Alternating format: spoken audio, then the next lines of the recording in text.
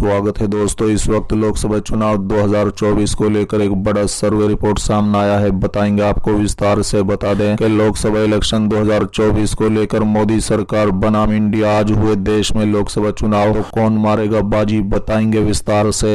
राहुल गांधी कर्नाटक के टुमकुर से लड़ सकते हैं आगामी लोकसभा चुनाव। बता दें कि मोदी सरकार बनाम इंडिया आज हुए देश में लोकसभा चुनाव, तो कौन मारेगा बाजी। दरअसल दोस्तों, हाल ही में संपन्न हुए 5 राज्यों के विधानसभा चुनाव में भाजपा ने धमाकेदार प्रदर्शन किया है। 5 में से 3 राज्यों मध्य प्रदेश, छत्तीसगढ़ और राजस्थान में उसने बम्पर जीत हासिल की है, जबकि मिजोरम और तेलंगाना में भी उसकी सीटें बढ़ी है। बता दें, इन चुनाव को लोकसभा चुनाव से पहले का सेमीफाइनल माना जा रहा था और इसी वजह से ये जीत बीजेपी के लिए और महत्वपूर्ण हो जाती है। बता दें कि चुनावी नतीजों से कांग्रेस समेत समूचे विपक्ष को झटका लगा है, तो वहीं मोदी सरकार को हराने के लिए बने 26 पार्टियों का विपक्षी गठबंधन इंडिया को इस बारे में विचार करने की जरूरत है। बता दें, फिलहाल इंडिया गठबंधन के लोगों का कहना है कि विधानसभा और लोकसभा चुनाव दोनों ही अलग नजरिए से होते हैं, इसलिए उन्हें पूरा भरोसा है कि लोकसभा चुनाव का नतीजा इससे अलग होगा।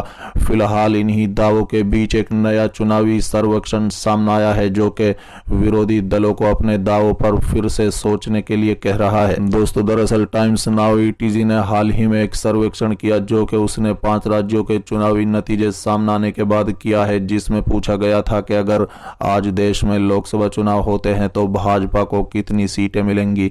इस सर्वे के नतीजे चौंकाने वाले हैं। इस सर्वेक्षण के मुताबिक लोकसभा की कुल 543 सीटों पर अगर आज इलेक्शन करवाया जाए तो बीजेपी को 308 से 328 सीटें मिल सकती हैं और इस तरह से भाजपा की जीत की हैट्रिक लग सकती है। बता दें, बीजेपी 308 से 328 और कांग्रेस 52 से 72 सीटें जीत सकती है। वाईएसआरसीपी 24 से 25, डीएमके 20 से 24 और टीएमसी 20 से 24, बीजेडी 13 से 15 और बीआरएस 3 से 5 और आम आदमी पार्टी 4 से 7 अन्य 66 से 76 सीटें जीत सकती है। बता दें, इस सर्वे के मुताबिक कांग्रेस की स्थिति में कोई सुधार नहीं दिख रहा है।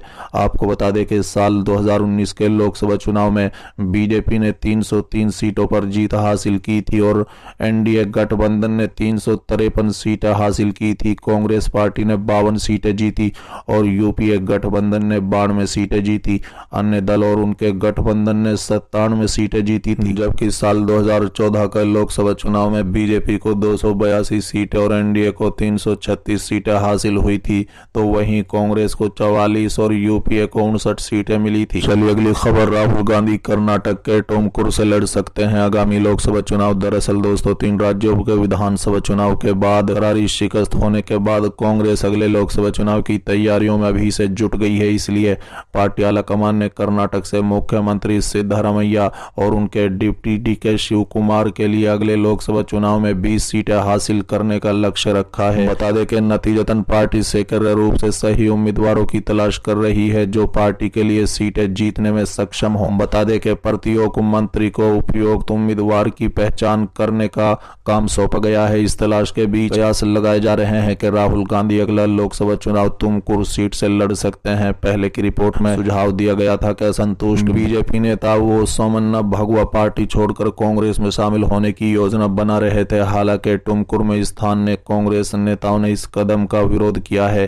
कांग्रेस जिला समिति द्वारा एक बैठक बुलाई गई है, जहां उन्होंने गांधी को इस निर्वाचन क्षेत्र से चुनाव लड़ने का अनुरोध करने के लिए पार्टी पर दबाव डालने का फैसला लिया। बता दें कि कांग्रेस विधायक श्रीनिवास ने कहा है कि टीवी जयचंद्र ने राहुल गांधी को टुमकुर से चुनाव लड़ने का निमंत्रण दिया है और अगर गांधी सहमत होते हैं तो पार्टी कार्यकर्ताओं को खुशी होगी। टीवी जयचंद्र ने राहुल गांधी को लोकसभा क्षेत्र से चुनाव लड़ने के लिए आमंत्रित किया। विधायक श्रीनिवास ने अपनी राय व्यक्त करते हुए कहा है कि हमें खुशी है कि हमारे राष्ट्रीय नेता राहुल गांधी चुनाव लड़ रहे हैं। राहुल गांधी इस क्षेत्र में लोकप्रिय हैं और हम उनका स्वागत करेंगे।